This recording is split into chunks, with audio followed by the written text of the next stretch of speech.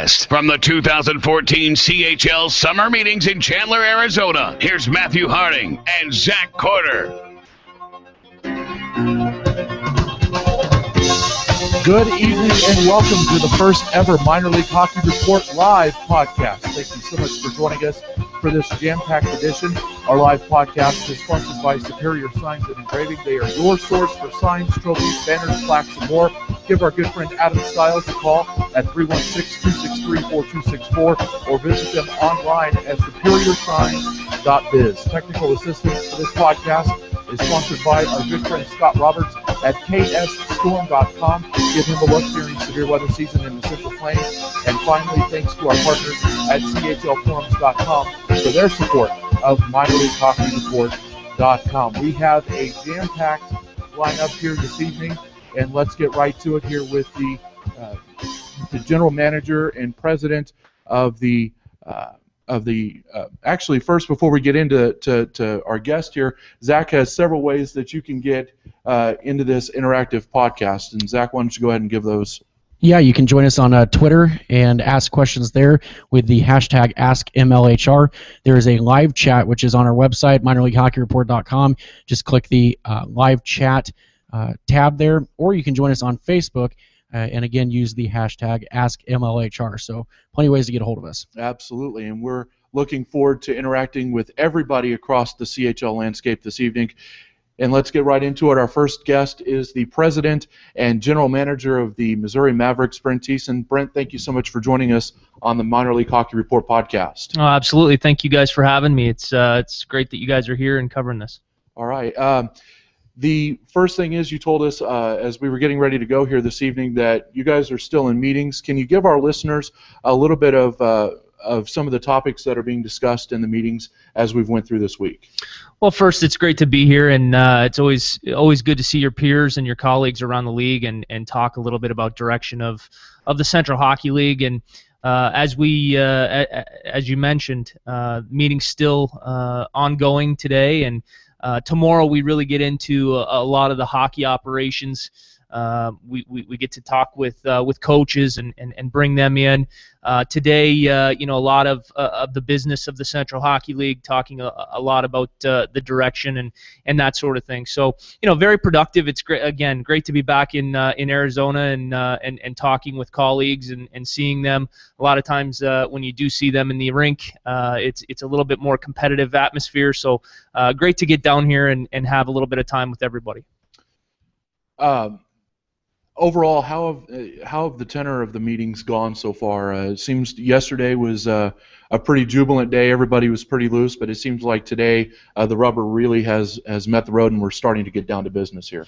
Well, absolutely, and anytime you're talking in a league environment where there's several different partners and teams, it's impossible to, agree unanimously on everything that potentially comes up. So there's always going to be some differing opinions, but again, I think it's all for the betterment of the league and where we go from here. And I think there's a lot of great ideas, and a lot of times in some of that dialogue, some of the best ideas are born. So it's all for the betterment of this league, and I obviously like the direction we're going. So obviously we won't know a lot of the answers that come out until late tomorrow afternoon. But what are some of the key points that you and the Missouri Mavericks organization are looking to discuss, and not necessarily the answers that you're looking for, but what are the key points that you're looking forward to working out and trying to do to improve the league and your organization? Well, today we look at some of the things that we've discussed. We talk a little bit about continuing some of the relationships that the league has had in years past and look to continue America One. We talk about important things such as insurance and where we go from there. We've heard from a lot of different speakers. We've heard from a lot of different vendors and things of that nature. Equipment, CBA, a lot of those types of discussions today. So really the foundation business of hockey today, and not so much really even from a dialogue standpoint, but really listening, kind of taking it all in from some of the presenters that we've had. And then, of course, tomorrow we get into a lot more of the hockey operations dialogue and discussions and, that sort of thing. So, from a Missouri Mavericks standpoint, I think we obviously want to see, some of the more successful partnerships continue, and we want to see how we can improve upon some of the things that the league has put into place, and I think everyone shares that sentiment. So. You actually mentioned it about the equipment, and right now in our live chat that we have going on our website, people are bringing up the equipment rules and the helmet rules. What are you looking for, though, within those equipment rules and changes to better the game? Well, I think that's a great question. I think that what we look at in Missouri is from a fan experience. We want the fan experience to be one that's good. Obviously player safety is number one and first and foremost, and behind that is fan experience, and we want the fans to be able to enjoy a game. And I think that when you look kind of broad spectrum and from a macro level approach, we really are in favor of the items that really improve the fan experience, and make sure that games are exciting. Overall, when you get back to Missouri, what's the next step for your organization? Obviously player signings, but you take all this information in, then what do you do with it once you get back to Missouri? Well, this is really an event that every year kind of marks for at least me personally, the flipping of the calendar, the flipping of the seasons, and when we get back, our staff gets back, we start really looking at everything that we need to do and put into place for the upcoming season.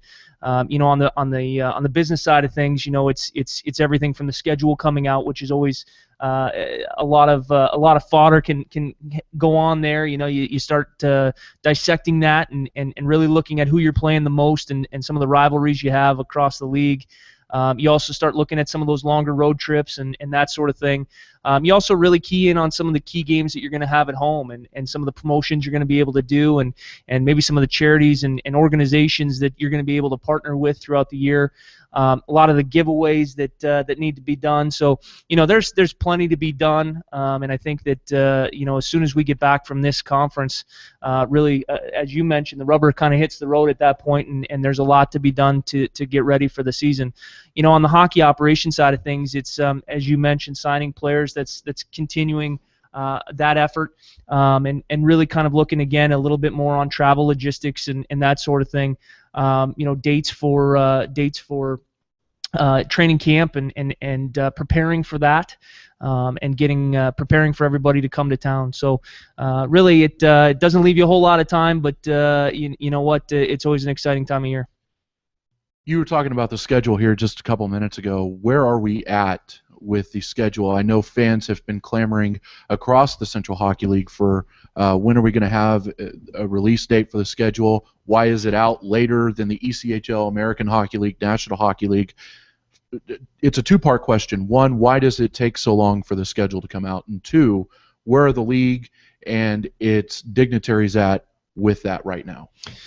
Well, as you know, that the schedule is of course done by the league, and I think one of the reasons that we've always kind of I guess been a little bit later is we've always gone under the philosophy of waiting until after these meetings have concluded, and just coming here, sharing ideas, sharing thoughts.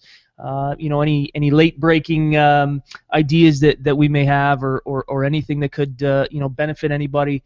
We want to be able to incorporate that into the schedules. I can tell you there is a draft out there, so it's not like nothing has been done on that front. We all have kind of a good idea of the season and when we're going to be opening up at home and that sort of thing. So we're not far away from that. To give you a date, obviously I think I would be amiss by saying that. So, but I could tell you it's going to be very shortly after we conclude these meetings.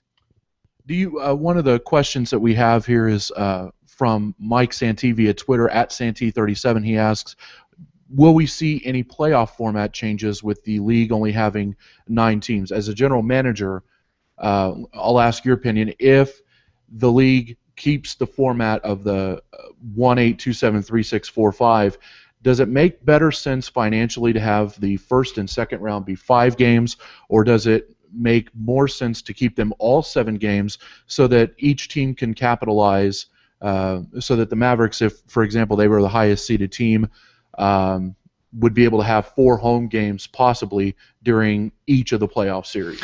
Well, I'll first and foremost go on the record and say that I am very much in favor of less teams making the playoffs, and that has been something that we've fought very hard for in the past and continue to fight for. I don't believe that the appropriate ratio, I guess, of teams making the playoffs is correct at this point. And that's a discussion again for tomorrow that we'll get into. But again, if we had our own way, less teams would be making the playoffs. Obviously make it a little bit tougher to get in initially. As far as the length of the series, we've gone back and forth, and I've been in this league long enough to say that I've kind of seen a lot of different formats. And a best of 5 in my opinion is probably correct. You don't want to go too short and really shortchange a team that may have an injury or a bad call one night that really can influence a series. But on the flip side of that, a 7-game series is tough, and I think we all know some of the financial challenges that we have at this level and across the league, and if there's decisions that we can make that help ease some of those things, we want to look at them and be smart about it. But yeah, I think best of 5 is probably where we need to be. If it was up to you, would it be like a 6-team in and then 3-team out? Absolutely. It's for us, again, last year with 10 teams, we argued that it should have been 6 teams making the playoffs in that scenario. And of course, you get into a situation there where you're talking about buys. But if you can recall, even for us in Missouri, a couple years back where we played Evansville and we actually we swept them, and whenever you sweep a team, you're actually it was 10 days again till our next game. So essentially it was a bye, and we didn't have any buys that year. So again, there's a lot of things that you can prepare for or try and prevent. And in certain situations, you just can't do that. So, again, yeah, we would definitely be in favor of less teams making the playoffs. We're a big proponent of that. But we'll see how much support we get across the league. Well, we know you have to get back into a meeting here, so we'll let you get going. But I have a question here off the live chat, more of a loose question for you. There's been a couple suggestions. Day 1, opening day, Allen against Missouri, and with your new hire at head coach, what's your thoughts on that if it happens? Well, you know what, I love it, and I think it's absolutely great. We're all in favor of that. Whether that happens on opening night or not, I can promise you it will happen throughout the course of the year. So one way or another, we'll be down there. And we'll be ready, and we're looking forward to that. I think you talk with Rich, our head coach, and he's excited. He's ready to go back as well, and he's doing a fantastic job in his new position for us. And so I think we're certainly excited to renew that rivalry, if you will, with Allen. And we're also excited about Arizona. Obviously not the way we wanted to end last season, and we're excited about the opportunity to play them. So there's certainly a couple teams on the schedule that I think we can kind of circle and say we're going to have a lot of fun with. Well, we want to, for Matt, we want to say thanks for coming in. It's been a pleasure to sit down. You're our first guest on our first live podcast, so we greatly appreciate it. The president and general manager of the Missouri Mavericks, Brent Thiessen. Brent, thanks so much. Absolutely, guys. I just want to say thank you so much. Thanks for being here, and you guys do a tremendous job. Thank you. Thank you so much. Thank you. Thanks very much. That was Brent Thiessen of the Missouri Mavericks. We are live on YouTube and streaming here. We have a live chat going. Make sure you join in on Twitter with the hashtag AskMLHR. Santee37 has already had his question answered by Brent Thiessen. Our next guest coming up is going to be Steve Martinson. We also have Bob Hoffman and Jim Wiley, the Central Hockey League front office, and then Rob Laver with the Tulsa Oilers coming in, as well as who knows who's going to pop through this door. We've had people come in all throughout the day. So, Matt, we've been here now for 2 days, 2.5, but what's your thoughts so far with the meetings? I think it's been a very constructive process. This has been good for us to sit here for a little while and just kind of be flies on the wall. There were some issues that we there are some things that we would have, obviously that we're extremely intrigued in hearing about, and we all, you and I sat through a communications meeting this morning that we thought was very fruitful about making contacts in the CHL, and it's just, I like the overall open, free exchange of ideas that these conferences give, and it's also a good way to kind of let last season go and get ready for the upcoming season. Yeah, there's really no shy people around here. Everybody, if you want to talk to somebody, you just walk up and talk to them. And we've been grateful to talk to some very, very cool people during our time here. We're about to talk to another cool one. We got Rob Labor of the Tulsa Oilers joining us. He'll be popping on and off throughout the podcast as we have guests coming and going. But Rob, how you doing today? Good, boys. How's it going so far? Good, Fantastic. Man. Very good. Glad you guys are here. Thanks for doing this. It's great for the league to have a little added publicity, and appreciate everything you guys are doing so far. Not a problem, and we always thank you for your efforts and support with us. And we've gotten several tweets in the last couple of minutes, so we thank you for that. But absolutely, what's your take so far on the meetings and some of the things that you've heard? Which we just talked to Brent Thiessen of the Missouri Mavericks, and obviously there's nothing definite yet. There's no final changes or decisions made yet, but overall, in general, what's your thoughts on the meeting so far? Yeah, I think everything up to this point has kind of been a little bit of an appetizer, teasing us with some speakers and some information, and I think tomorrow's really going to be the day where you see the meat and potatoes of the meetings, ending with the banquet tomorrow night. I know everybody's looking forward to that. I think for everybody in the front offices around the league, this is a great opportunity to network with people from around the Central Hockey League. I get to talk to a lot of PR people and a lot of broadcasters. I don't get to be very familiar with other teams' general managers and their ticket people and their corporate people. So for me to kind of expand, my own personal network, get to know them, get to know their thoughts, that's invaluable for me. I enjoy getting those ideas because I'm a corporate sales guy myself, and to see what other teams are doing, what's working, what's effective, and then just to talk hockey, it's always fun. And it's fun to be around people who can relate to what you go through during the season. We're all working in minor league sports is a special breed of person, I think, who does that day in and day out. They know what it takes. They know the sacrifices involved. They know the small paychecks at the end of the day. So it's fun just to kind of be around that crowd and people who understand what you do on a day-to-day basis and can appreciate what you do. So it's always striking to me. We've got a ton of talented people in this league at all levels, and it's refreshing to see the league moving in such a positive direction. And I think that attitude comes straight from the top with Commissioner Steve Ryan. I mean, his enthusiasm and his passion for what he's doing is pretty contagious, and I think that kind of sets the tone for the rest of the meetings. Talk about the commissioner. Not a lot of people have seen Commissioner Ryan out in public, but his fingerprints are surely all over this league. Talk about the breath of fresh air that he is, and how he's continuing to forward the league through his own vision and through the work that Dwayne Lewis did in his time in the league. Well, there may not be a lot of name recognition with the fans. The fans may not necessarily know or care who the commissioner of this league is, but I think that they should. And I think that the fans out there should know that their league is in very good hands with Steve Ryan.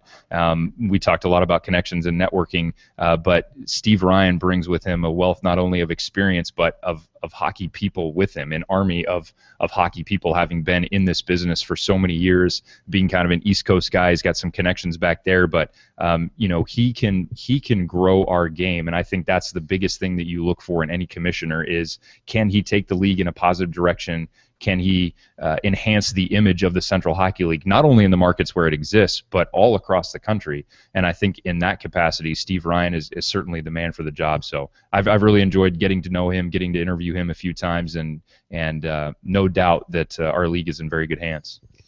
Let's talk a little bit about your own Tulsa Oilers here. They're coming off of a playoff season where they went 34-29-3.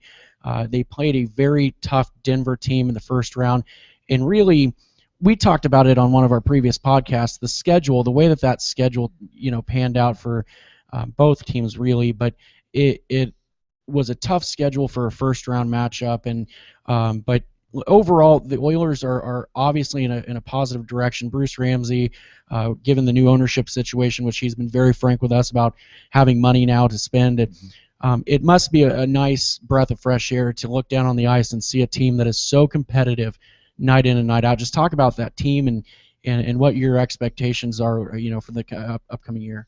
Well, last season lived up to everybody's expectations. There was a lot of hype and a lot of buzz surrounding that season under new ownership, what we were going to be able to achieve both on and off the ice, and I think we were able to do that. I think our fans were certainly energized, but they were also pretty happy with the end result and the product that they saw night in and night out. Yeah, there were times during the season where we had little dips and there were inconsistencies. Every single team in the CHL goes through that. But the end result, with only winning 22 games the previous season, all the way up to 34, the biggest improvement in the league, and then to just give those people a taste of playoff hockey again was so important for us. And I feel like having that taste now makes us hungry for more. I know it makes Coach Ramsey hungry for more. The players that we have coming back, they saw last year as a great stepping stone, laying a great foundation, and now expectations are even higher this year, and they should be. And I think that makes it even more exciting. We hear from fans all summer long, we're going through some hockey withdrawals right now, and we need it, and we need it back in a hurry. So October cannot come fast enough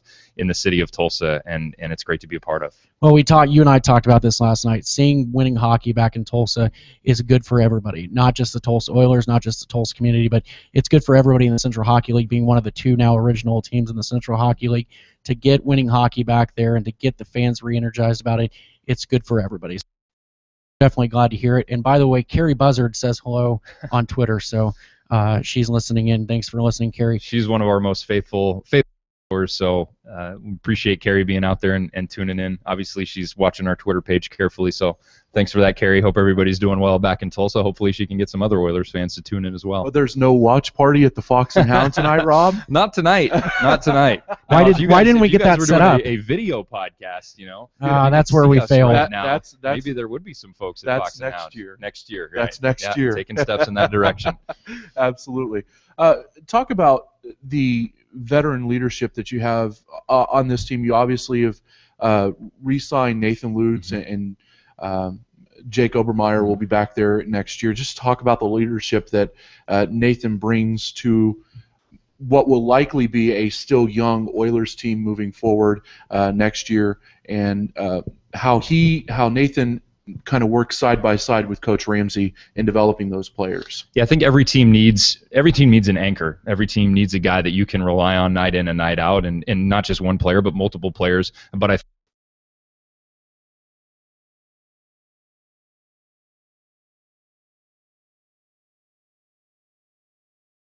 experience room and the respect that he commands is second to none when it comes to the Central Hockey League. I don't know many guys around this league that are more well-liked and well-respected than Nathan Lutz, and especially in that room, when he has something to say, everything stops, everybody listens, and everybody pays attention to the man wearing the C on his sweater. So, even though he's getting up there in age in terms of hockey players, the fire still burns very brightly, and I don't think you saw him really lose a step last season. He played on our top D pairing all season long alongside Eric Talent and really didn't miss a beat. So you would think guys at his age would slow down a little bit. Maybe they get exposed a little bit more often on some speedy guys coming down the wing.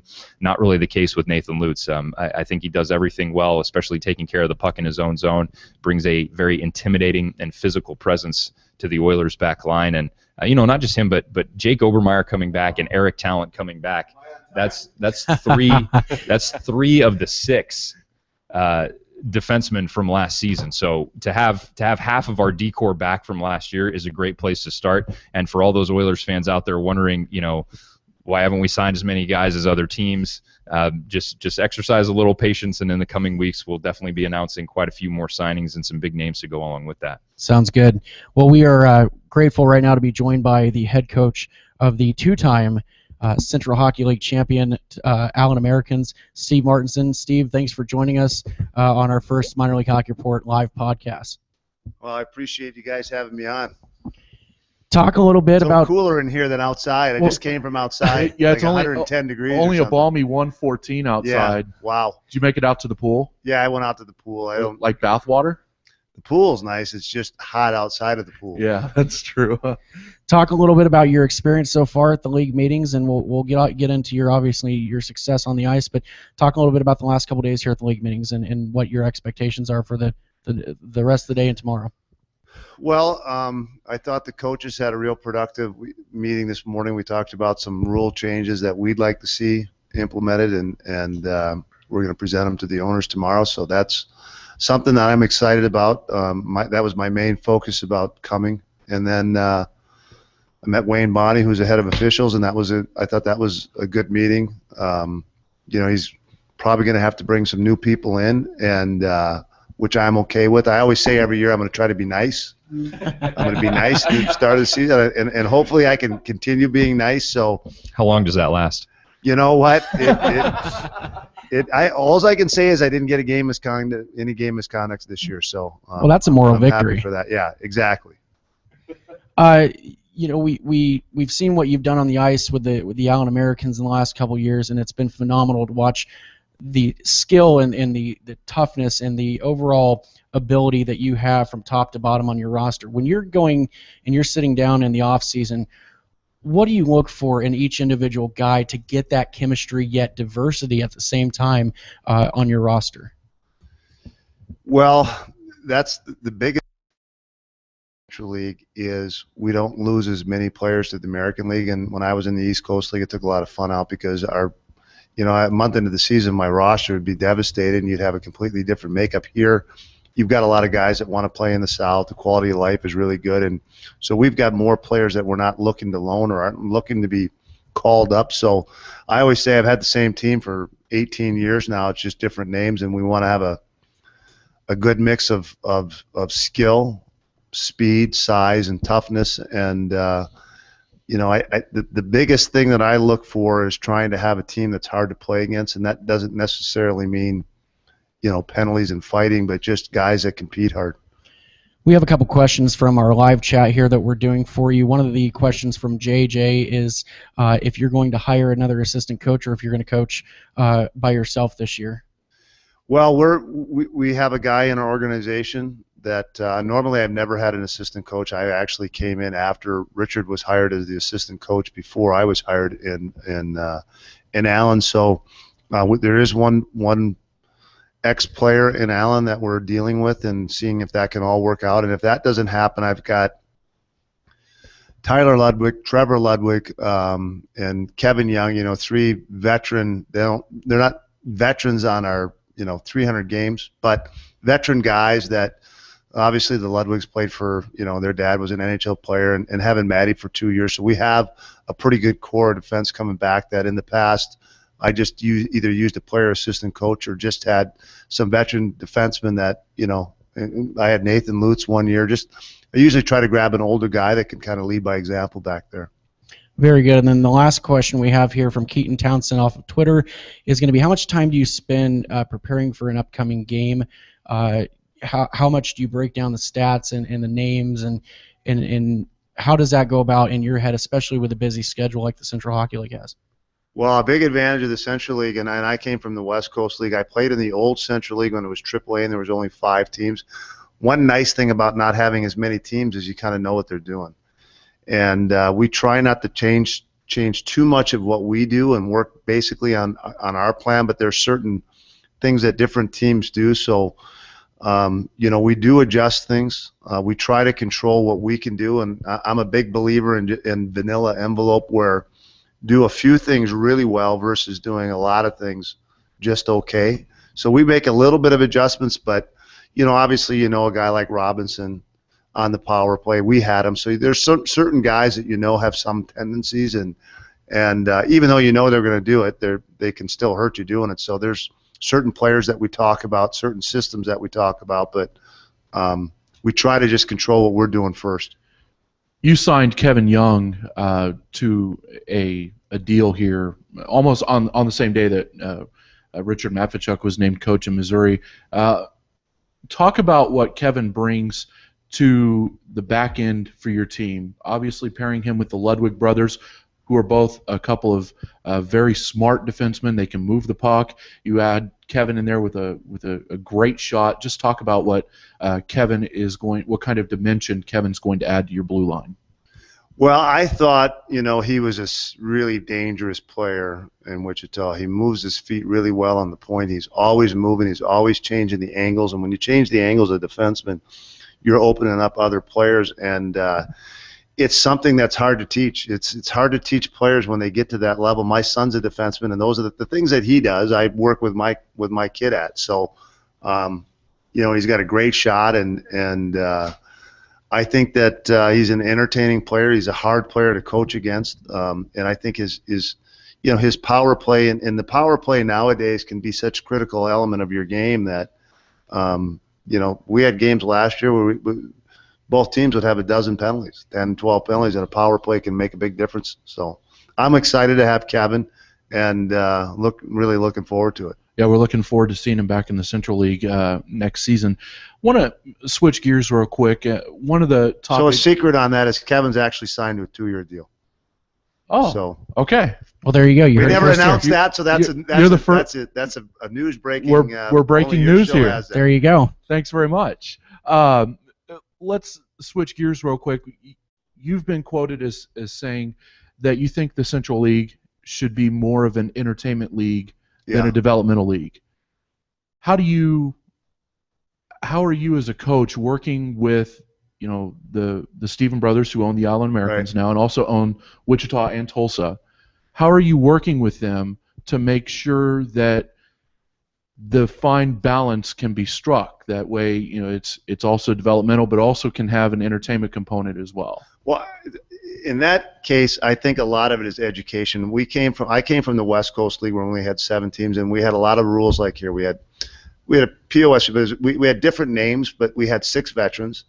And when we went to the East Coast League, they had 4 veterans, and we had better attendance in the West Coast League than they did at 4. And sometimes they look at people say, okay, veterans cost you more, and some veterans are very good value players, and they're not making as much money. And you have star players that make a little bit more, but veterans give you a long track record of what they've done, how healthy they've stayed. So when I talk about an entertainment league, the East Coast League is the development league, and our top 3 scorers on our team were first-year players. We had one guy that was a second-year player. So I think that we need to be a good mix between the two.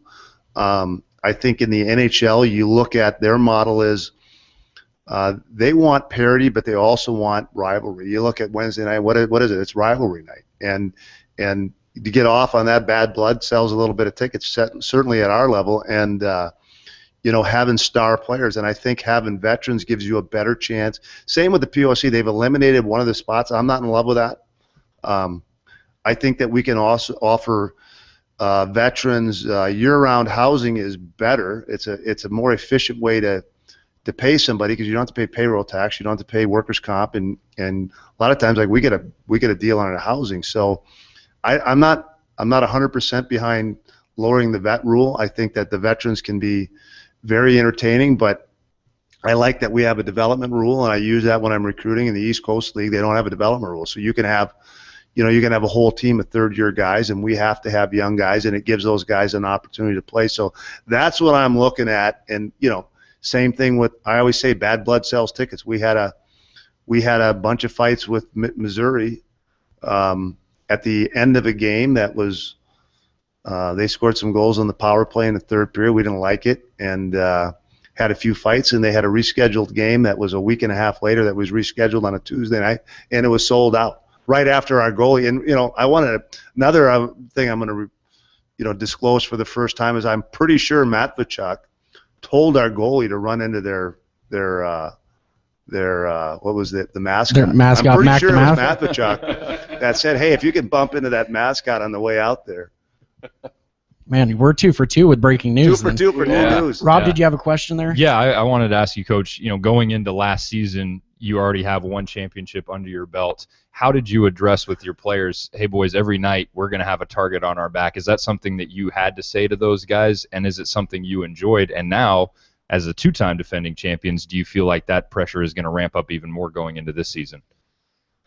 Well, I think there's always going to be pressure, and the great thing about AA, and this is what I like about a salary cap, is that in football, if you do a good job, within a couple of years you have a chance to win it. I can't stand baseball. I don't follow it at all. I don't believe in the New York Yankees philosophy that you can pay a lot, and you hear that, well, that doesn't guarantee you a win, and it doesn't. But I think the league's spot is to their main focus is to give everybody the best chance to win at home. Coach's job is to try to win at home and on the road. But I sometimes I get sidetracked, but we had a little bit of a start at the beginning of the year. We started out good, and then I thought we were playing a little bit too much on what we did in the past. And in AA, you can change your team very quickly. And I've been at this level, a long time, and I think it's a great level of play. But we're going to have more new players this year than we've had, because having success, we've had guys go to Europe and get other opportunities, and so we're going to have a lot of different players. But like I always say, I've had pretty much the same team. It's just different names on the back, but the same same style. Let's go back to that Missouri conversation. It's more of a lighthearted question. It is a serious one, but we talked to Brent Thiessen about the rivalry that your two teams have, and Rich signing on as the head coach of the will add to that. But you both are fiery coaches, and you coach with passion. Just talk a little bit about that rivalry, lightheartedly, of course, and just what it'll be like to coach against Mavachuk. Well, when I saw the release that job had opened, I called Richard. I said, hey, this is a great job. You got to go there. They've got a great program, an established program, and they've got a lot of players coming back, and it's a great place to play. And I think Richard is going to do a great job there. And I used to have an affiliation when I was in San Diego with Long Beach, and I had a great relationship with John Van Boxmeer. And what I said to him, when they joined our league, the IHL folded and teams went to the American League, and I said, hey, I'll talk to you at the end of the season, and because we played each other a lot. And like I said, I believe in bad blood never hurts attendance, and typically my teams have bad blood with a lot of teams, and I think it's good for the league, and nothing will change with Missouri. Richard and I probably won't talk as much during the season. But, you won't have a flex off? No. That's what I was hoping for. I only have one flex off. But, we'll be real competitive, and but he's a Missouri Maverick now, and we're proud of everything that he helped us accomplish in Arizona, and we wish him the best. I mean, in Allen, and wish him the best of luck, but not against us. You like playing the role of the villain? You like creating that bad blood with other teams when you go in other people's buildings? You like that feeling? I've had that since I was a player, and I always say I never went to training camp to make friends. I don't come to the league meetings to make friends. I have enough friends, and sometimes I maybe cross the line with that, but that's just the way I am. I don't hold grudges, and so it's just the way I've been as a player and the way I've been as a coach, and I think one of the things you got to remember is we're trying to sell tickets. Yeah. We don't have TV contracts, and we're trying to sell tickets, and I think a few fights a game are good. I don't want anybody to get hurt. We don't want concussions, and we don't want our guys being on the IR or any long-term injuries. But like I said, a little bad blood never hurts attendance. All right, sounds good. Well, we will be catching up with you during the regular season. We thank you so much for joining us on the live podcast. Steve Martinson, the coach of the two-time CHL champion Allen Americans. Thanks so much, Coach. Appreciate you guys having me. All right, thanks a lot, Coach. Have a good night. We'll see you around. I'll see you. I got to go shower and get to this other thing. And there he goes, Steve Martinson from the Allen Americans. Rob Labor still joining us, the voice of the Tulsa Oilers. Rob, you're doing great with this. If you ever want to, join the team, just no kidding. Sorry if I cut you guys off. Please. I got to admit, I was intrigued by the conversation, and I've obviously been involved in many Tulsa and Allen games and watched Coach Martinson from afar, but never really had the chance to sit next to him and hear him answer some questions like that. So it's cool for me to hear his perspective on what he thinks of some of the rivalries around the league, and it's great to get the candor from a guy like that who's going to sit here and say into a microphone, I like creating bad blood. Yeah. You know, a lot of guys are so calculated in their comments and so PC. We're trying to sell tickets here. We're in the entertainment business. I like creating bad blood. I embrace the role of being the villain. That's what I've done my whole career. I'm not here to make friends. I mean, heck, that's a podcast in and of itself, right Absolutely. there. You know, you guys, you can shut it down, and that would be pretty darn good content for what you guys are doing here. But no, it's very interesting to hear him say that, and then to go back and kind of think, you know what, his teams really are a reflection of him. Yeah. And they play that way, and they don't take anything from anybody. They're out there to kind of stir things up a little bit, and it does make for a good product. It's hard to argue with that.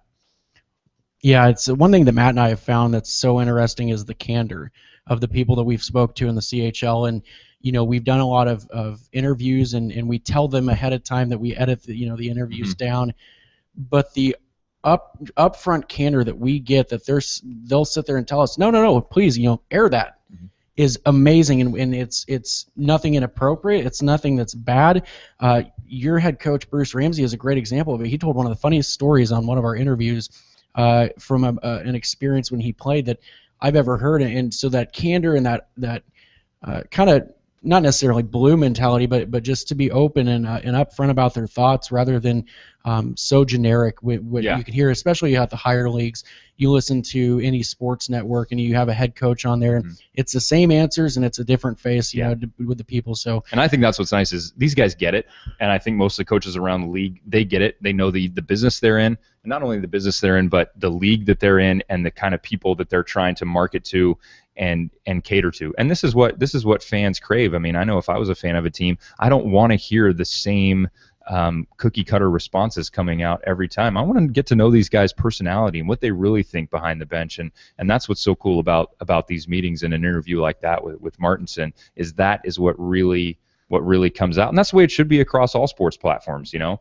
But in those bigger leagues, they don't need necessarily the marketing. They don't need to sell as many tickets. They don't need to try to move the needle, which is a popular catchphase that we've heard today. In the CHL, we do. We need to. We need to keep moving forward. And guys with personality like that, you can't have enough of that in our league.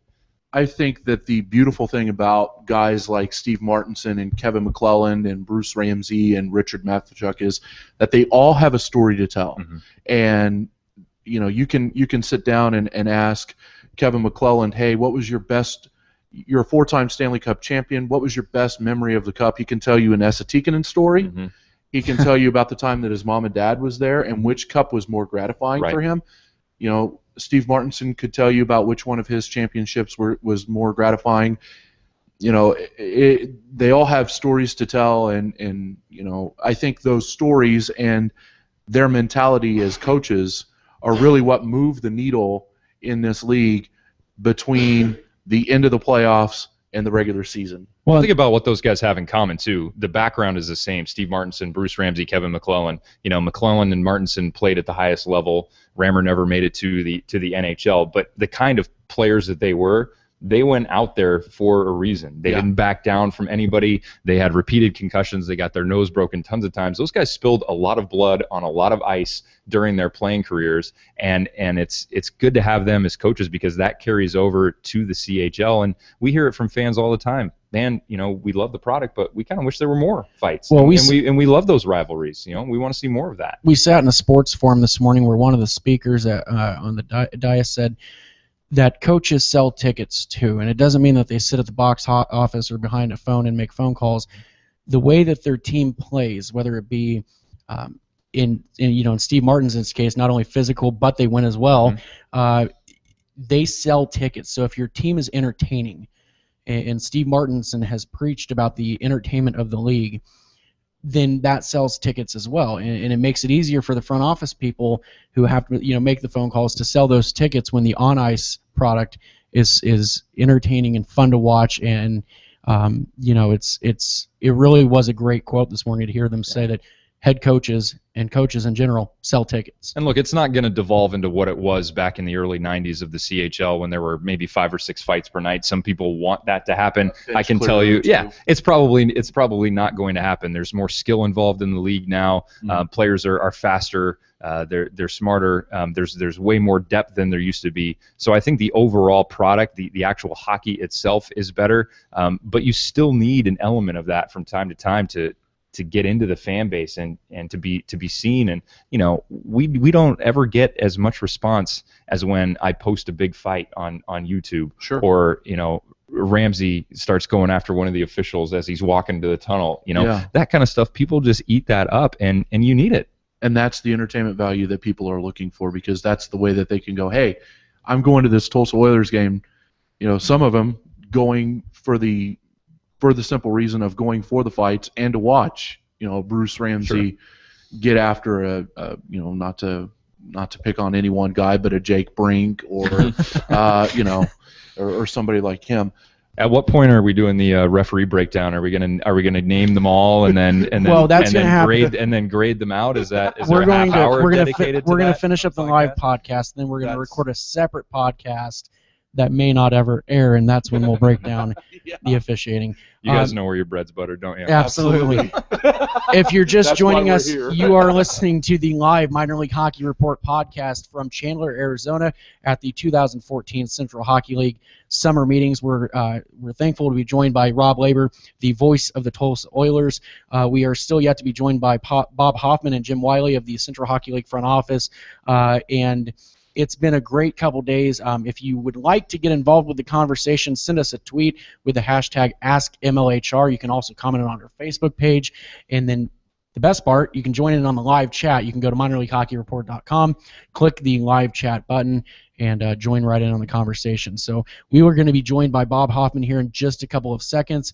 I just got a text from him, so we'll be in on that here shortly. Matt, what do you got? I did want to ask you a question real quick, as somebody who's been around the Tulsa Oilers and the CHL here for a couple of seasons. Is there one rule that you would like to see changed as we head into next season, whether it be the overtime format or the clutching, grabbing, hits from behind, things like that? I think some of the rule changes that have been implemented in the last few years have been good for the game. They've opened the game up. There's less clutching and grabbing, I think, is a good thing. I think fans want to see more goals. They want to see higher scoring games. And some of the issues that we deal with in the Central Hockey League are the same kind of things that fans complain about in the NHL.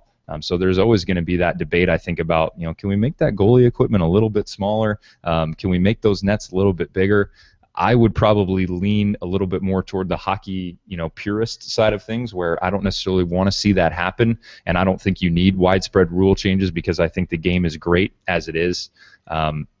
Some more hockey purists than me would probably say that they don't like the shootout and we should go back to ties, and why are you giving a point to a team for losing the game? Yeah. And I understand that argument, but again, in the business that we're in, the shootout is something that's very exciting, and I know a lot of fans really love that format. So in terms of changes, the only thing that I might say, and I know this has been a topic of debate here at the meetings and probably will continue to be so, is just playoff format, and I'd be interested to see in what direction the league goes. When you have 9 teams in the league and 8 of them are making the postseason, does that water down the regular season a little bit too much?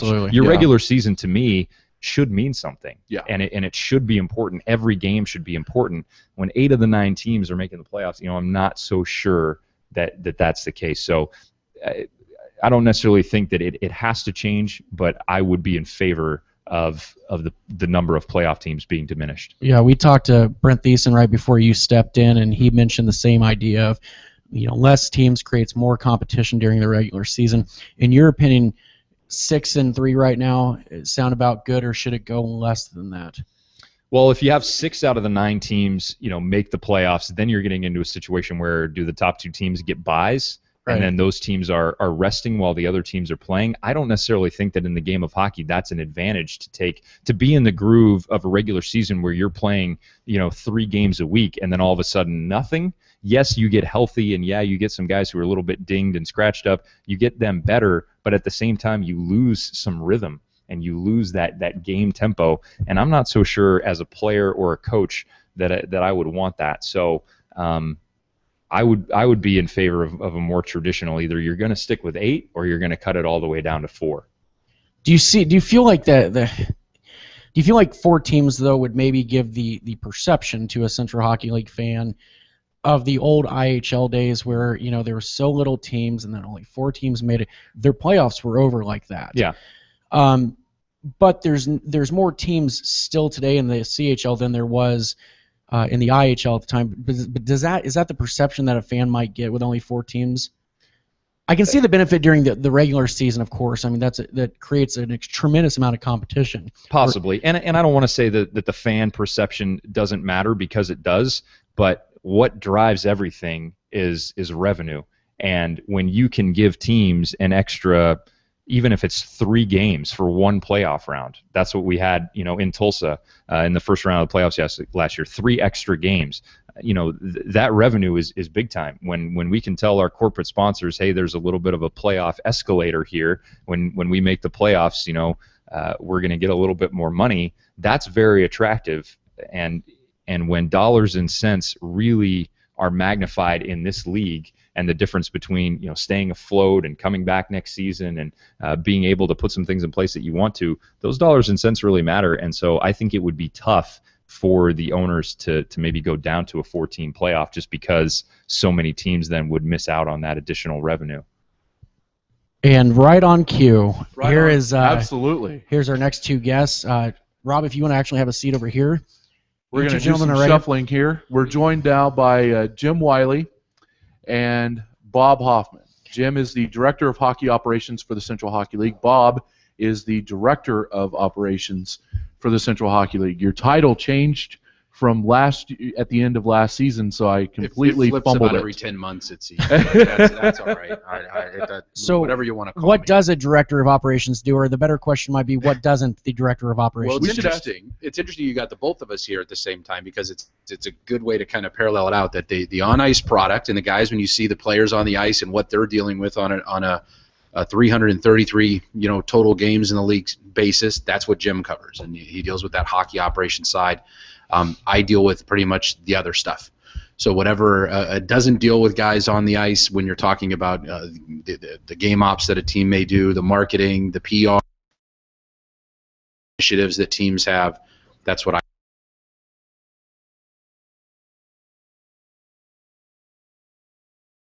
things from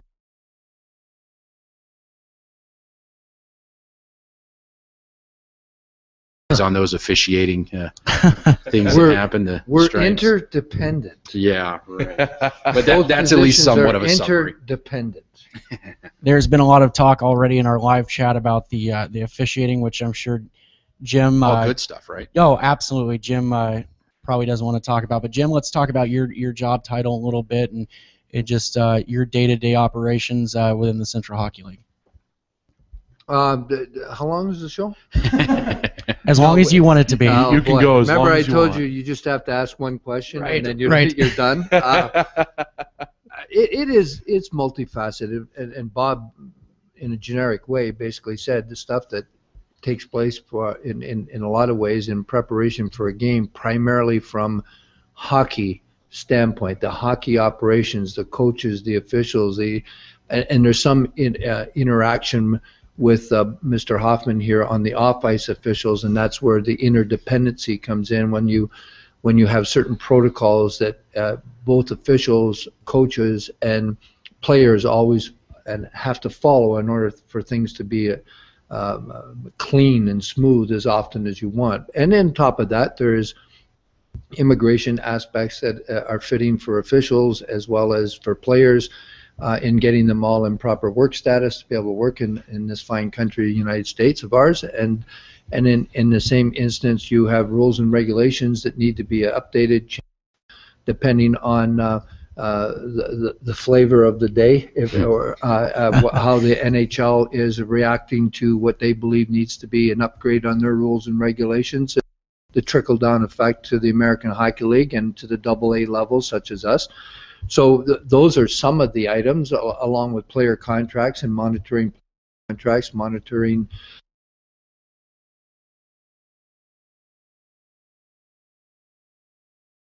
that it needs to be with number goalies on active roster, and that their proper documentation is sent into the league. And we can keep going and going and going. But the bottom line is anything, as Bob alluded to, it's anything that has to do with on ice as it relates to players, officials, rules, regulations, protocols, and compliance issues on salary caps. That all falls in. I tell you, working side by side with Jim, whatever the last 6-7 years, that roster maintenance is a huge part of the equation there, because of, like he said, of keeping the rosters legal. And different leagues have different rules on veterans and developmental players and what the number of games a rookie plays. You have American League assigned players, American Hockey League players. So yeah, that roster maintenance is a huge chunk of what Jim probably should be a job for someone all in themselves, but Jim combines it with a lot of other things too. Yeah, it's a day-to-day setting and a moment-to-moment, as I'm sure you gentlemen understand, that coaches in the morning skate who has a player that may play, may not, and that may play may mean he comes off of the IR onto the active roster, and that stuff has to be properly notated and paperwork received and then processed. The processing part of that paperwork means to us at the league office is making sure you have the IR report in the case of a player being on, or the IR report, or if you will, roster change form for the player coming off, and then the appropriate doctor notations of his clearance and or the nature of his injury. And then Bob and I both have to figure out somehow to get the point streak situation set up so that he actually shows up on the sheet for the off-ice official to be able to put in the game or take out of the game. And suspended players, the same thing. Disciplinary, supplementary discipline comes from the hockey operations department. So do you give yet? Do you call out your uncle? No, No, not at all. This is incredibly fascinating.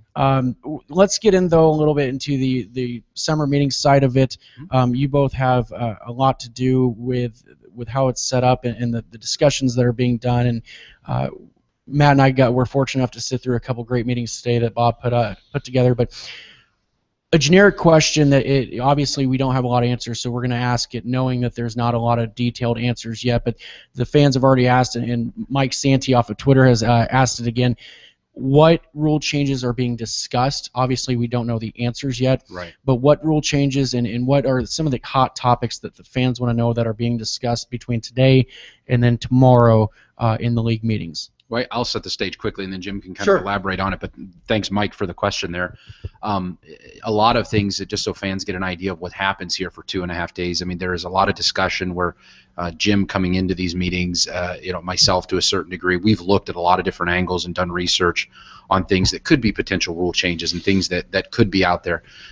Jim has just 7 days ago, the American Hockey League made some suggestions and made some changes, and we tried to stay in uniformity with the other leagues out there. So a lot of research has been done to kind of set up what discussions and what would be the pros and cons of different rule changes. So, I mean, with that, Jim, I wish I had my sheets in front of me to be relatively specific on rule changes. But the best I can say for your listeners is take the rule changes that they have been told about or spoke to by the National Hockey League, and that those rule changes we would consider. We may not adopt all of them for a number of different reasons, but we at least consider them, especially any rule that may have any effect on concussions and so on and so forth. We want to be, it may be a little bit exaggerated term, but we want to be on the cutting edge as it relates to the buzzword topics of concussions. We do not want to fall behind. In fact, this league has, before other leagues, has had a concussion management system in place before any other professional league. However, in order to maintain that and keep up with the trends and the statistics and the data that we receive each year, we try to observe that and draw some conclusions on potential equipment changes, potential peculiarities that may exist in a building, and so on, as it relates to potential injury to players. So anything in the rules that has to do with that, we're going to take a high priority towards. Other things that have happened in the National Hockey League is the trapezoid. We all know what that trapezoid is. It's a spot behind the net or starting from the goal line, 6 feet out from each post, going back to a total length behind the net between the lines of this trapezoid of 28 feet. The National Hockey League has adopted rules that would increase that trapezoid, not at the back end along the wall. That remains at 28 feet, but they want to extend it to 2 feet additionally on each side of the post to make it 8 feet. Now, the reason for that, you can come up with all kinds of reasons, but you know what I'm talking about, having watched many a hockey game where you see the goaltender kind of come towards the puck and then say, oh, dang it, am I going to be inside the trapezoid, outside the trapezoid? So they just increased that for the goaltender to potentially be able to play the puck and perhaps have play continue on a transition from defensive zone up by the goaltender instead of everybody coming back in. It also stops the idea of anybody getting railed behind the net for someone coming back in. So I think all these variables have something to do with that rule change in the National Hockey League. You want me to keep going, or do you have some other questions? You can talk as long as you'd like Well, to. you're being very kind. We've You're thoroughly being very enjoyed kind. talking to you over the last couple of days. Yeah. You've been gracious with your time, so keep talking. Again, I will remind you that these are not rules, as you started, you prefaced everything. These are not finalized rules. They are, to some degrees, finalized in the National Hockey League, at least the one I just give you. Mm-hmm. Some of the other things that have taken place is they're being considered in the National Hockey League. You know the hash marks along the walls and in the center of the ice from the circles in both end zones. They are considering taking those from a 36 distance apart to a 60-some, I think it's 67. Don't quote me on that, but it's 5 foot something. Mm-hmm. If they showed you, and later on I can show you pictures of them side by side, so that you could see the different lineup configurations of both teams, quote unquote, for those football people, those line of scrimmage setups, you would see why they would want to do this. Yeah. If you looked at the Olympics, they had them in the Olympics, and so therefore your D and your forward lined up in the end zone are significantly further apart, which therefore would make it more obvious when someone is running interference. Right? It also gives a little bit more of an advantage for the defensive team to regain possession of the puck based on a one draw by their team. And therefore, there's some uncluttering is the term I would like to use that is being thought about as a potential deal. And it's the whole idea of making hockey a little bit less cluttered on the line of scrimmage, if you will, at face-off. So that's being considered, not implemented. One, and I got to watch because in my exuberance here of trying to be helpful to you, I may start getting American Hockey League rules and regulations and their adjustments that they've made with the National Hockey League. So interject at any time, Bob, if I start wavering, and that's why I said I'd love to have that sheet in front of me right now. There is at the American Hockey League an adjustment that was made as it relates to overtime. They have implemented a 7-minute overtime period. Begins 4-on-4, and then 3 minutes are elapsed, and Very then good. down to 3-on-3. You're on it, and I think the other ingredient that they threw in there was that they wanted the dry scrape that is Yes. normally associated Yes. with the shootout only, and only They're gonna up to 2 swipes on each side of center. Dry, They want to dry do a scrape whole the the entire ice. ice. Yes. And I think again they're trying to the things that they're trying to do in this case is they're trying to get an outcome. Mhm. Without going into the shootout. Now, we all know that most hockey fans, I believe, Like a shootout, sure. love a shootout. Sure. So I'm not sure which way our people would go, but I do know that has been presented to the coaches, and this type of possible rule changes may come in order to have continuity from officials that we have that do American Hockey League games and they move into the Central Hockey League, or our Central Hockey League officials who do American Hockey League games. There's an easier transition for players moving up from the American League up to the Central League, or Central League down to, Central League players going up, or American Leagues being sent down. They have a better transition and less possibility for errors and so on. So there are these types of things that we're looking at, definitely. You were talking about the helmet rule, or talking about concussions, and one of the things that the American Hockey League is doing is instructing its officials to call a penalty if the player has his helmet knocked off and he's he doesn't get it back on in a proper amount of time. It also has to be strapped as well. Are you guys and the coaches looking at that, and how do you believe that the technology that we've seen people from Warrior, from Easton, from various hockey vendors here the last couple of days, how do you believe that the hockey helmet technology has gotten better in the last several years? A two-part question. I will try to address succinctly and then throw it to Bob. Number one, I prefaced everything at the beginning that priority would be given to any rule changes that have to do with the affecting or minimizing concussions. Helmets, we know, have come a long way in their development for protection, but we all are knowledgeable enough to know that helmets do not eliminate, that they're not a guarantee of elimination, I should say, of concussions.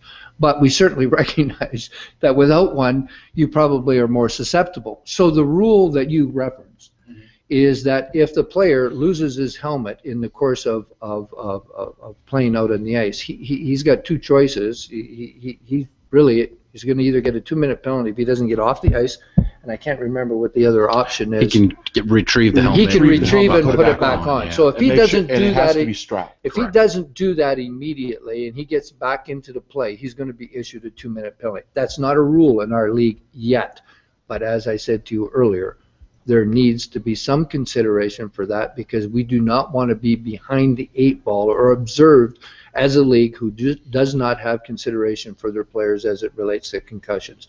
The other idea of helmets, and I don't think I lost focus on your second question, the helmets have increased in their lightness, but in their protective abilities, in their shock absorbing and distribution of the impacts. They've done studies on the gyro effect as well as the left and the right and all this kind of stuff. So the helmet companies are very much in line with the need to focus in on proper protection, and that's what all. Well, you have so many different angles that go with what's important in this issue. When you look at player safety, 20, 25 years ago, leagues maybe weren't as aware as they could have been. I mean, Jim, it's funny, he talks about when he played, and everybody he probably played on the line with there had a concussion while they're out there. And Jim, you're up to what? I think you counted 36 or 37 you had maybe there. I heard 30. I heard 37 is the lucky number. Is that right? I'm indicating to you that different. I took a helmet off. I played all my life with a helmet in amateur hockey, including college hockey. And when I went pro, I use this as an excuse. I couldn't find one that I thought fit properly. It wasn't because of vanity. It was one that would sit on my head right. So I chose not to wear one my entire professional career. And as Bob alludes to, I can remember one time that I know I was concussed. But I was fortunate. I've never observed one prior to that, nor did I have one after that. But it is a buzz phrase. Well, player safety is huge. You look at the insurance in different states and the insurance coverage and what you're doing to maintain the health and well-being of these players. Look out there in football and now in hockey as well with these class action lawsuits of people from years back. I mean, so from a strictly financial standpoint, teams have to maintain, coverage and liabilities that they have. So there are a lot of things that you have to look at from the helmet side to say, are we doing the right things to protect our players, to keep them healthy? And I think the helmet companies, you talk about Warrior and Easton, and there's a lot of different ones out there that really are taking, not just from our level, but they're starting with the kids and making sure that concussion awareness is down in junior hockey and the young kids with what they wear as helmets as well. And they're trying to teach them now, to play the game a little differently so that you don't hit up high, you don't finish checks up to the head, you keep your arms down, you don't use sticks up high. And I think that awareness is something that we may not have totally seen really come to fruition, but it's starting to, I think, with the early 20-year-old kids. But we'll see it a lot more, I think, in the next 5 to 10 years from these players coming up. Our stats, as much as you can put credence on statistics, because we all know that statistics do not tell the complete story. But in essence, I can sit in front of you all today and to your listeners tell you that we have an average this year of 2.5 concussions per team in the 13-14 season, as compared to 4.3 in the previous season. Wow, that's great. So we had a certainly a better year? Wouldn't it be nice to think that we can get through a whole year without running into any concussions? But the nature of our sport is one of body contact, and I can say this: Bob's point is very much prevalent, not from a statistical standpoint, but from an observation from my standpoint. I've watched the transition of the knowledgeable players who have gone from no illegal check to the head being adjusted to present day under 2 years now under the new adjusted rule for illegal checks to the head. And I can tell you just what Bob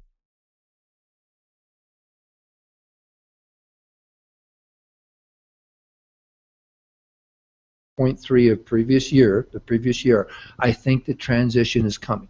But you have to understand one other variable that I use, and it's not a knocking of players in the Central Hockey League. It's a fact. It's a reality. The National Hockey League players are, for all intents and purposes, more skilled. So when you have a hit that goes wrong in the National Hockey League, it has to do with skill. Right. You are going to see more hits that go wrong in the minor leagues. Right. Because of the skill level differences. Again, it's not designed to be a knock on player skills. It's a fact of life that the National Hockey League players are more apt to issue a check that would be more refined, if you will, and therefore less chance of it being illegal in the case of hitting a player in the head. However, you'd still see them. So the point being is this transition of players of older generations moving into the present day, the new rule of legal checks to the heads, they had to take some time to catch on. Then you've got a mix of those guys that grew up with it to some degree, the no checks from behind and the boardings and all of that, but that's taken a little bit of a time to get to where it is. And I believe that we'll see less and less numbers of illegal check to the heads as we move on. Let's transition now. We have a couple questions from our live chat. Again, you can use the hashtag AskMLHR on either Twitter, Facebook, or our live chat. Bob, this one's kind of more angled towards you, and it's that question that everybody wants to know here. But Keaton Townsend asked, when will the 2014-15 schedule be released? That famous question. But I'll kind of rephrase that for Keaton. Is there a general timeline that you like to have the schedule released by, and then when can fans maybe expect something as far as a time frame? Yeah, this is my 8th go round in this league as far as the schedule goes. This will be the 8th one that me personally that I've put together since working with the Central Hockey League, and I think that the time frame, just off the top of my head, the earliest we've ever had it done, I want to say it was July 20th, and I think the latest would have been the 2nd week of August. So there's your at least window to put it in. This is the 2nd year that we've had our league meetings in July. We typically have these in early June, which for the fans out there, a lot of the details that go into putting the schedule together and small things as far as are we going to have a balanced schedule and unbalanced schedule? How many times is too many times to play another team? Are there any neutral site games, like when you had Denver last year playing in Aspen and Vail, really home games but not in their own market? Those kind of questions typically are answered at a conference like this. There are a lot of different variations that come into things from the conference that impact the schedule. So when the conference used to be back in June, well, you could move a little quicker on some things. With the conference last year here in July and then now this year here in July, that just slows it a little bit. But what that has forced us to do at the league office is to just have it a little bit more prepared heading into that conference. So we have a schedule completely prepared. We have several versions of it ready to go. And for whatever those details that may be dictated from this particular conference that would alter those schedule or change the variations, we'll react off of those in the coming days following the conference. And that window will stay right there with that July 20th on to early August. My guess, I could tell you just based on what I've heard with stuff, I think it would probably be within the next 7 days. Perfect. A little bit more easier question for you here is from John. It says, can we have an all-star game? Has there been talk of bringing back the all-star game? And if so, what are some of the options that the league looks at? So it's not so expensive for teams necessarily, but it can still bring in the fans to have that cool All-Star experience. Great point, John. And the All-Star game, I mean, you see it at all different levels in all different sports. It is a showcase really for the fans, and it's something that the fans can really enjoy and kind of rally around mid-season, or in the NFL they do it at the end of the year. But yes, we've had All-Star games obviously in the past, and have had some success, and some, as you mentioned, the dollars and cents, Zach. It really is something you have to look at this level. Some of them haven't been very successful, and that's a tough, really a tough nut to give to a team out there to put on an All-Star game and lose a good chunk of money on top of it. So we've tried to be sensitive to that, and have really worked with where teams that have a good plan in place, that have a good format that they want to put out there. We've listened to them. We've taken applications for teams and have either looked at giving them a game, or over the past couple of seasons we haven't had the game.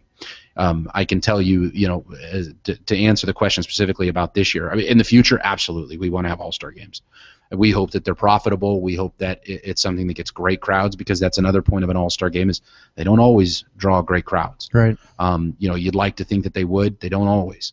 So we'd like to guarantee great crowds, have a successful game that the host team that really puts a lot out on the line can actually turn a little bit of a profit, or just not get hurt so bad, you would say, by hosting that particular game.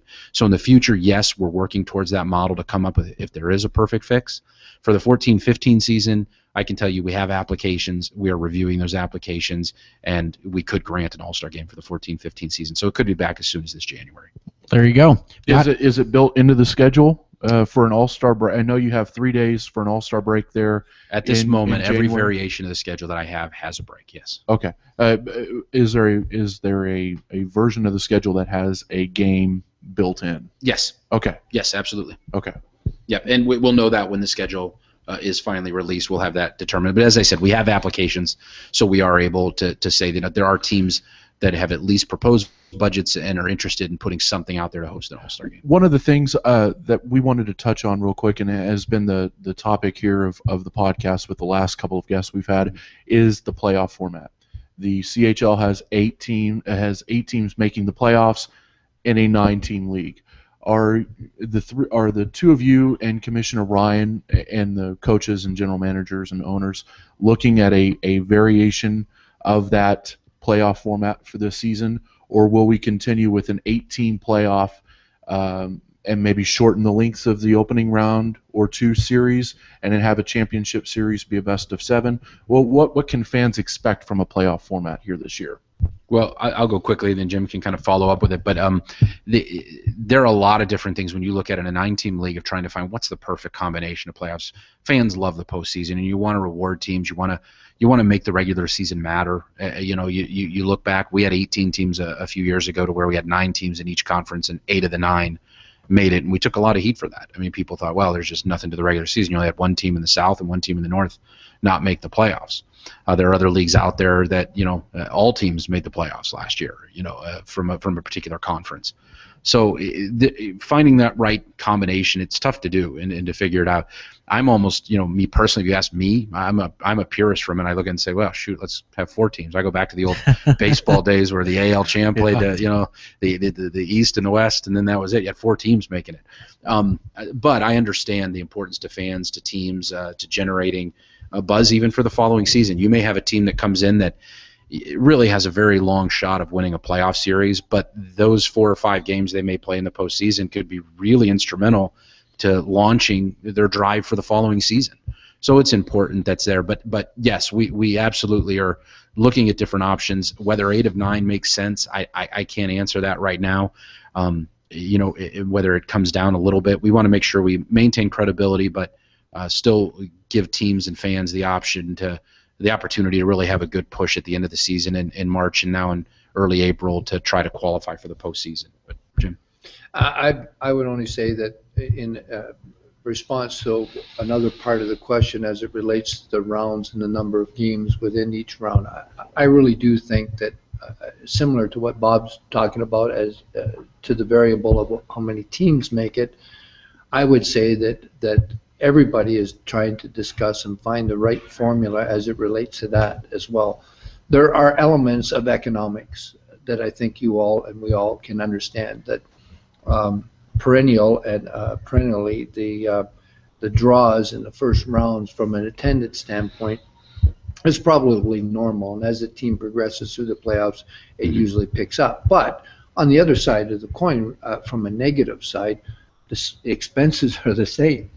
So there is concepts being thrown out, as you suggest, that the first round or first 2 rounds would be shortened up in order to alleviate some of those expenses and still provide the playoff rounds itself, obviously. But there is conversations about that, and I believe, as Bob has indicated, we will have probably definitive direction on all of that as we conclude the meetings with this type of voting and discussion, or ultimate voting, but first discussions on this, which have had a lot to them already. Well, it's funny too, with some of those discussions, you hear Quad City Mallards fans out there talking about, and the people representing them here, the All-Americans probably wouldn't have won the Cup last year if we would have went with a best of 5 in those first 2 rounds. I think the Mallards had them 3-2 at one point. Yes. They're sitting there wondering, well, 1 year too late. Well, I've been, if I can get something of past experience for me, in one particular league I was coaching in, I had a team with 90-some points and didn't make the playoffs. And unfortunately, I was in a division where there were some pretty damn good teams. Pardon my vulgarity. No, you're fine. And on the other side of the coin, the next year the league changed that because of that, and said, wait a minute, if the first position team out of the playoffs in one conference had more points than the last place team that made the playoffs, they would bump them out and the other team would move up. And ironically, the next year, that's exactly what happened. But there's all kinds of variations that you can get into, a lot of discussion as to what's right. And typically, as I'm sure you all would understand, what's good for 1, 2, 3, 4 teams may not be good for the other 4, the other 6, whatever the league may consist of. Yeah, everyone has a different opinion about so it. you batter back and forth and then come out on a unified front as to this is the way it's going to be, and that's what we're in the middle of. Well, we got a little bit of time left, but I have 2 quick questions from our chat that I want to get in, both of which are great questions.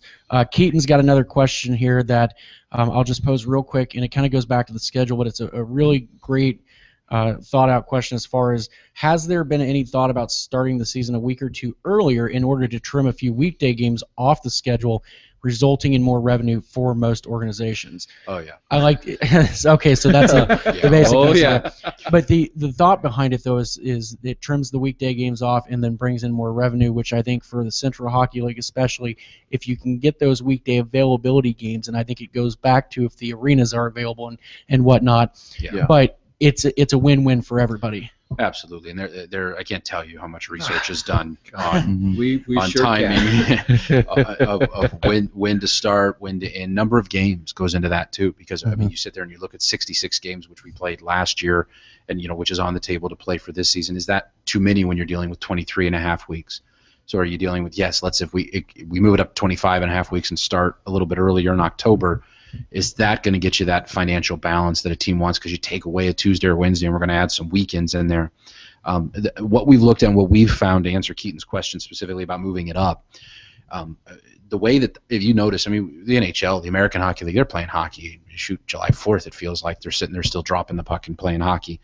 Maybe we should go later. Maybe we're ending too soon. So what are some of our researchers looked at? When you look at moving it up, the problem we have is that our teams, it's just, the numbers don't lie, and it is across the board for every team. October is a struggle. November is a little bit less of a struggle, and the only thing that makes November not a struggle is really Thanksgiving week. Sure. Then you get to Christmas. It's a little bit more of an uptick, but not as much as a lot of people think. People, I think, have a lot of options of the holidays and families in town. It's not always a fantastic push to have holiday games in December. Then all of a sudden you hit January. There comes some money. February, a lot more. Tax returns. Oh, and March kills it. Yeah. So that's why when we looked at it this year, we've talked about moving it back at least a week to start, which would get us into April potentially as the end of the season. And that right there seems to all of our teams that it makes financial sense, because you might make a little more money. Well, what if you're going to extend it 2 weeks somewhere? Well, maybe we go back to April 15th. Maybe we go back there, because again, they come in March and April. Yeah. They don't come in October. And so is that because of high school football? Because I know you're in Missouri and Allen, both of those are football-rich markets. Yeah. And Missouri's on the road the first 2 weeks of the year simply because of high school football. Allen doesn't have very many home dates in October into early November because of high school football. Does that have a lot to do with that? My research on it's looked at a few different things. In football, a lot of our markets is big, obviously. Another big thing is that it's not too far from when school started for some people. So people are getting into the routines at home. People are not looking for a Wednesday night potentially to go out to a hockey game, and even on the weekends to find those entertainment options that are there. You're heading into the holidays too, where people are saving money a lot of times in October. They're not looking to spend an awful lot leading into the holidays. Whereas at the second half of the season, they're willing to spend a little bit more money. Also, you look at what, you ask almost any sports fan out there, hockey aside, what's the best time of year out there, right? Well, it's usually April. They'll talk March Madness. That's when people start getting into that sports mindset. Yep. They start thinking jockeying for playoff positions. You've got the NBA playoffs coming up, the NHL playoffs. Super Bowl is 1 month removed, and you got baseball starting up. You've got the Masters in golf. So you start looking at all the different sports options that are out there. I think just naturally people think, I just caught my favorite NBA team.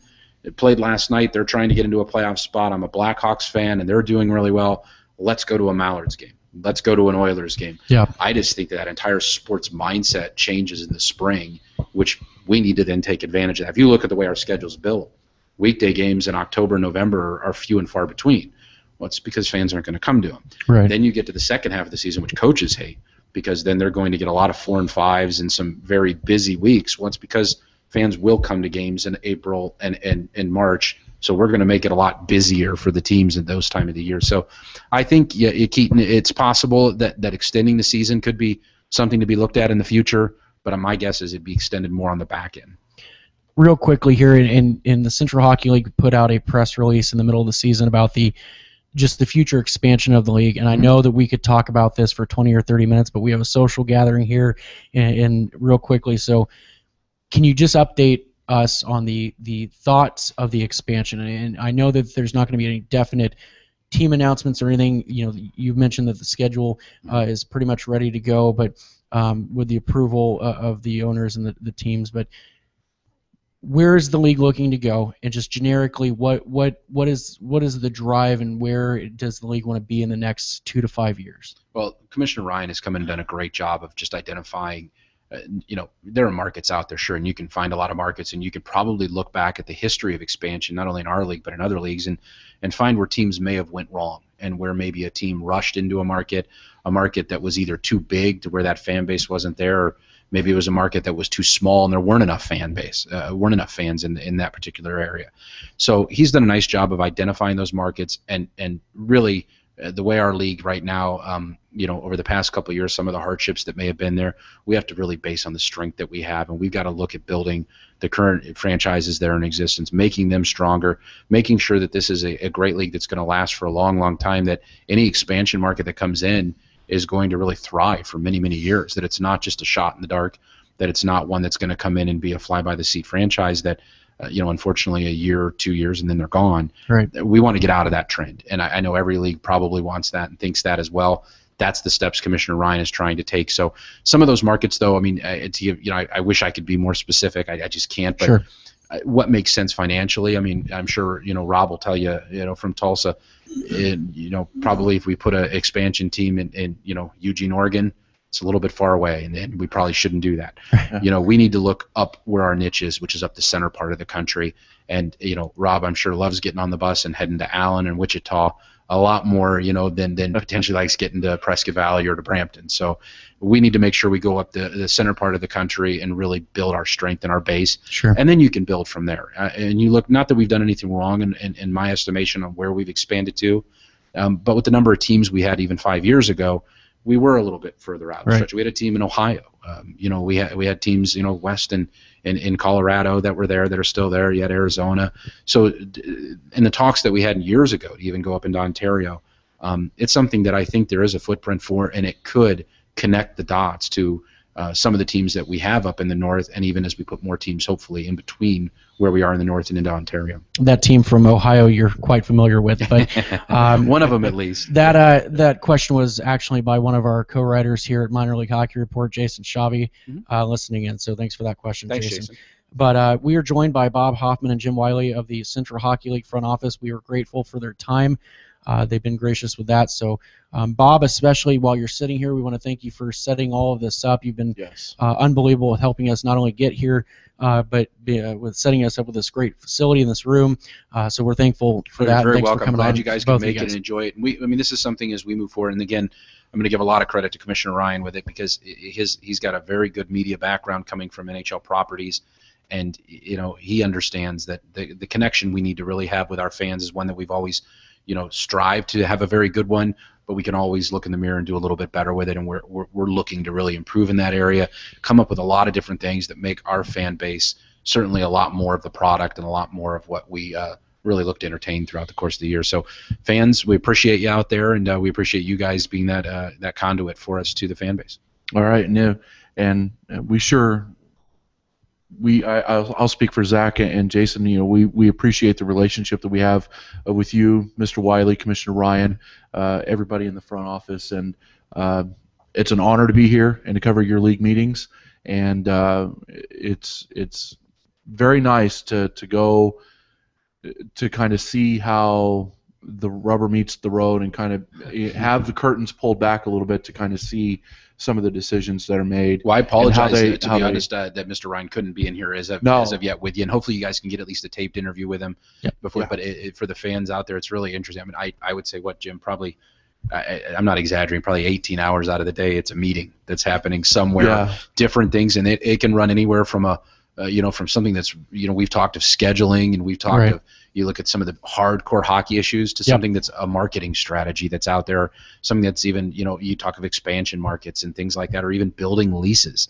There are so many different topics that go on here, as this is one of the few times that we can kind of get everybody together. Mm-hmm. So, the timing, it isn't as easy for him. So we do apologize for that. No apologies needed. We appreciate it. We had a great setup here with a wonderful panel of guests, and it's 8:30, Matt. We hit it right on the button there. Yeah, it is. I'm sorry, it's 8:30 Central Time. It's 6:30 our time here, but we hit it right on the head. But thank you both for your time, for stopping in. Thanks for having us. So we want to thank Rob Labor of the Tulsa Oilers, and Steve Martinson of the Allen Americans, and then of course Bob Hoffman and Jim Wiley of the Central Hockey League. From the Yes, I'm sorry I missed Brent there on my list, but Brent Thiessen of the Missouri Mavericks. So it's been a great time. This has been the first Minor League Hockey Report live podcast. Absolutely. Matt, you want to close it down? Yeah, absolutely. We thank you very much for listening to us on YouTube. This is up for you to listen to right now, as a matter of fact, after I hit the stop button. So be sure to listen to us, and we'll have it up on our website at minorleaguehockeyreport.com. Zach and I will be back later tonight with a video wrap-up tonight and on Wednesday night after the awards dinner. Thanks very much for listening, and we will talk to you soon. This has been the Minor League Hockey Report live podcast. They're going home.